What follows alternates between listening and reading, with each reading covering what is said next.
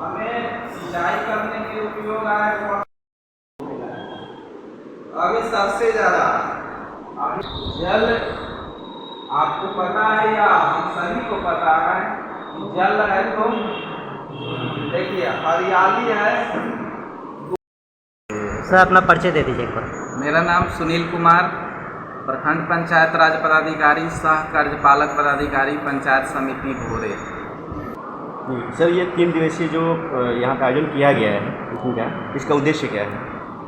ये पंचायती राज व्यवस्था के बारे में जो भी हमारे पंचायतों में योजनाएं चल रही है उसकी सही तरीके से सुचारू रूप से संचालन करना, क्रियान्वित करना, ताकि हमारे जो भी वार्ड सदस्यगण हैं इसके बारे में जानकारी लेकर जो भी योजनाएं चल रही है उसको सुचारू रूप से संचालित कर सकें।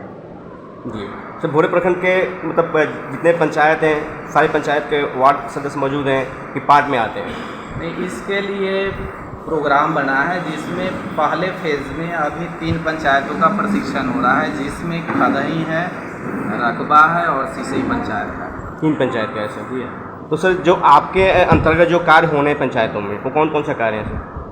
पंचायती राज व्यवस्था के तहत ग्राम पंचायतों में 29 विषयों से संबंधित कार्य होते हैं। वह 29 विषय हैं, आपका एक बने 29 विभाग का कार्य होता है ग्राम पंचायत। जी जी सर, जो आपके अंतर्गत जो यहाँ पे जो आप ट्रेनिंग दे रहे हैं उसमें क्या क्या आपने जो वार्ड सदस्य को बताया आपने?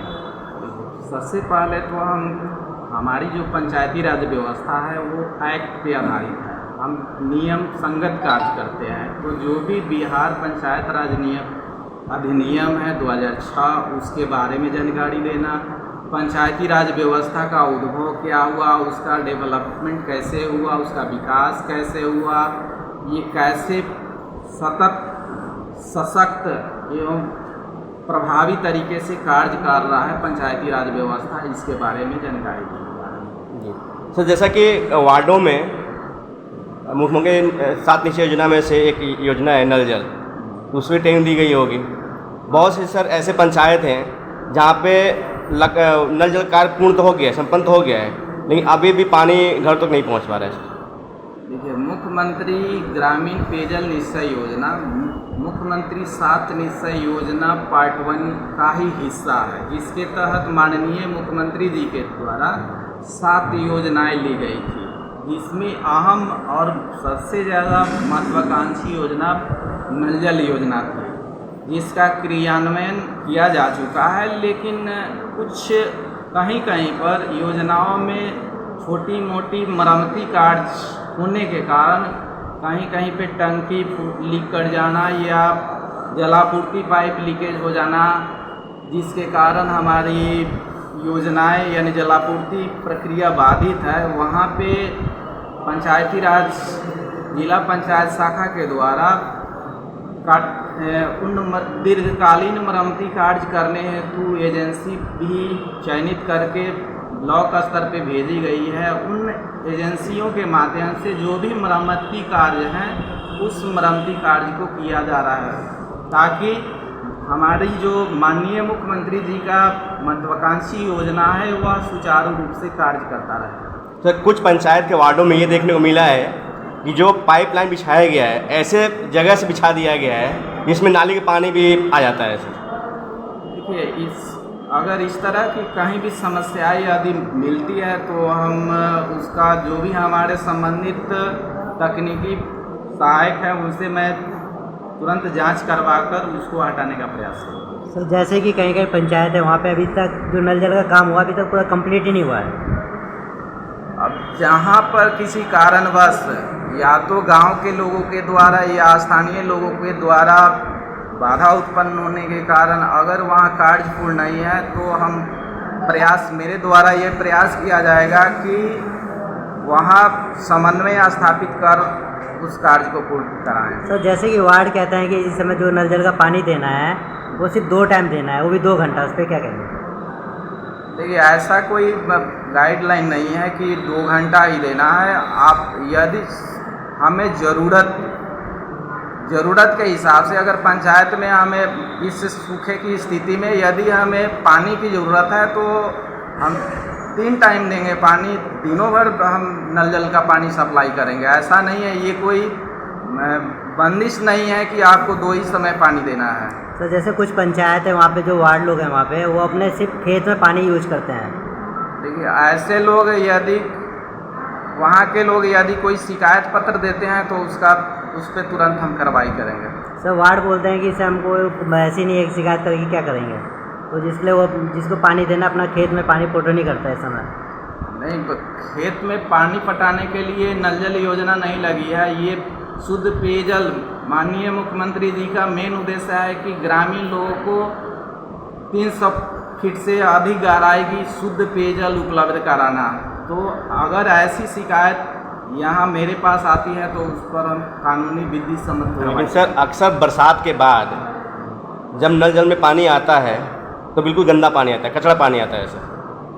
देखिए अब इस संबंध में हम यदि हो सकता है कि कहीं वो पाइप जो भी जलापूर्ति पाइप है या तो किसी कारणवश फटा हो या क्षतिग्रस्त हुआ होगा इसी कारण से, और कोई इस तरह की समस्याएं आएगी तो हम तुरंत तकनीकी सहायता से जांच करवाकर उसका निष्पादन करवाएंगे। तो जो वार्ड में जो टंकी लगी हैं वो कितने दिन पे सफाई करने का प्रावधान है? देखिए ऐसे भी आप अगर व्यवहारिक रूप में लें तो कम से कम हर मंथ उसको साफ़ सफाई करनी चाहिए ताकि जो भी बैक्टीरिया है उसमें जमा ना हो और हमें शुद्ध पेयजल की आपूर्ति। लेकिन सर हम लोगों ने ये देखा है कि जब से नल जल का कार्य संपन्न हुआ है अभी तक वार्ड में जो है कि टंकी सफाई नहीं हुई।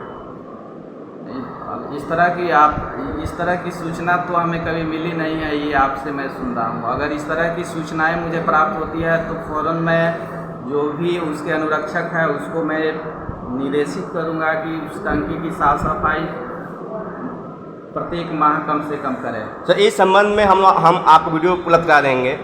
भोरे प्रखंड लगभग हर प्रखंड, हर पंचायत, हर वार्ड का करा सकते हैं। आसपास के जो इस तरह की कोई समस्याएं हैं तो आप इसका लिखित मुझे सूचना मिल जाए तो हम इसको सर कहीं ऐसा भी है कि पानी टंकी का जो है कि ढक्कन गायब है। देखिए इसका ढक्कन गायब होना हो सकता है कि आजकल हमारे गांव देहात में बहुत सारे बंदर भी आजकल इधर उधर भटकते रहते हैं, तो यानी पानी पीने के लिए हो सकता है ढक्कन खोल दे या फिर आप तेज़ हवा बहने के कारण भी ढक्कन खुल जाती है। तो उसमें उसका निगरानी करने के लिए हमारे जो भी अनुरक्षक हैं उस ढक्कन को बंद करें, उस पर वेटफुल कोई सामान रख दे ताकि वो उड़े नहीं या क्षतिग्रस्त ना। सर तब इस प्रकार से शुद्धता कैसे बरकरार रह पाएगा सर?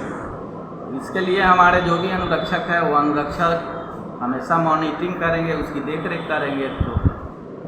तो सर क्या है जो वार्ड में नल जल लगा हुआ है तो इसमें क्या 30 रुपये पर मंथ वसूल ली गया वो भी है का? जी हाँ, ये गवर्नमेंट का गाइडलाइन है कि जो भी मुख्यमंत्री ग्रामीण पेयजल निश्चय योजना के तहत पानी प्राप्त करता है जल दोनों समय, उसको 30 रुपये प्रति माह उपभोक्ता शुल्क के रूप में जमा करना है।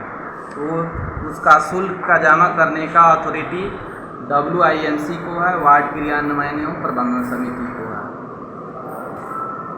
तो जो भी सर वार्ड में की वार्ड क्रियान्वयन समिति बैठक भी होता होगा इसके लिए, बिना बैठक का तो ये संपन्न होता नहीं होगा सर। तो बैठक में कौन कौन भाग लेते हैं सर? देखिए वार्ड क्रियान्वयन एवं प्रबंधन समिति 7 सदस्यीय कमेटी है जिसका अध्यक्ष वार्ड सदस्यों को होते हैं, 5 वहाँ के पदेन उपाध्यक्ष होते हैं, 1 अनुसूचित जाति के मेंबर होते हैं, 1 जीविका के मेंबर होते हैं, 2 जो होते हैं वहाँ के गणमान्य व्यक्तियों का ये कमेटी होती है। सर जैसे कि अब स्वच्छ अभियान के उस पर बातचीत किया जाए शौचालय के लिए, तो सर किसी पंचायत में शौचालय तो बना है पर वहाँ पे शौचालय कोई यूज ही नहीं करता है। देखिए इसके लिए हम स्पष्ट रूप से आपको कहना चाहूँगा कि इसके लिए हमारी सिस्टम जिम्मेवार नहीं है। इसके लिए हमें अपनी नज़रिया बदलनी होगी। जब तक लोग अपनी नज़रिया को बदलेंगे नहीं, जब हमारा समाज उसके प्रति जागृत नहीं होगा, तब तक कि इस समस्या को समाधान कर पाना मुश्किल है।